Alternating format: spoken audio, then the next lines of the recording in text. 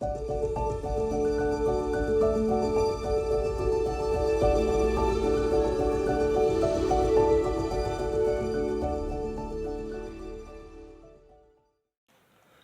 college at 84? Boredom. I retired for the second time in 2019.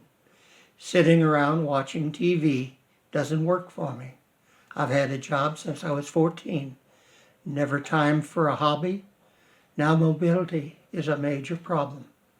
I decided to pick up college from where I dropped it in 1984. What did I learn about myself in this experience? Short story. I enrolled in English Comp, Miss Emily Murdoch.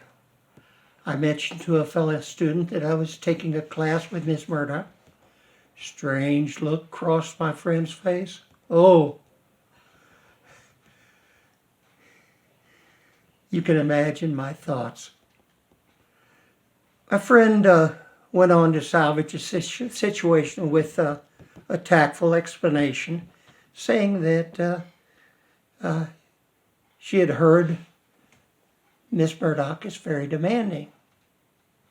I did find Miss Murdoch demanding.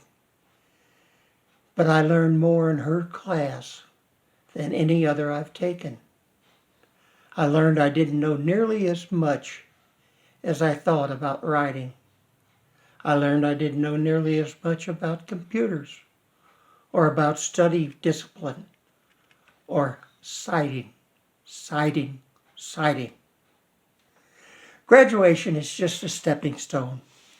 I don't see a job in my future, not that I wouldn't take one, but the best I can hope for is to be an encouragement to someone.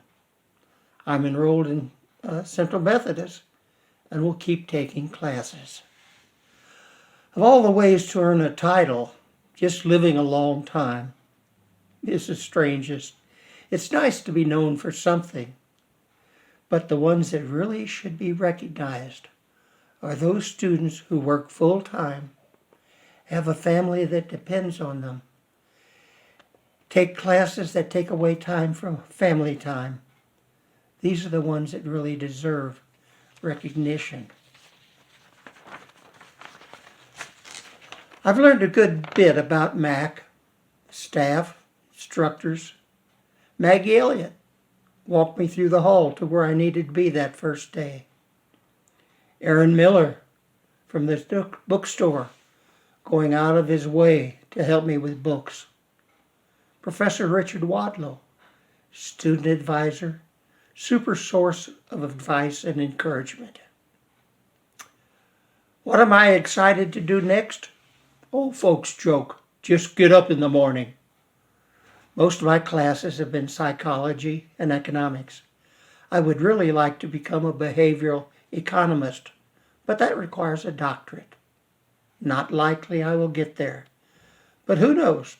Perhaps I will become the oldest person to get a PhD someplace. In many course introduction, the professor indicates how much time the student should expect to be studying. I find that I've had to double that number. This really cuts into the time I could devote to the love of my life for these last 64 years. Bonnie encouraged me and kept the complaining to a minimum. Lastly, my God was always there. When I turned to Him, in moments when I thought I was never going to get it, He came back with the same reply. Don't give up. I leave that with you when you hit a brick wall. Don't give up. Thank you.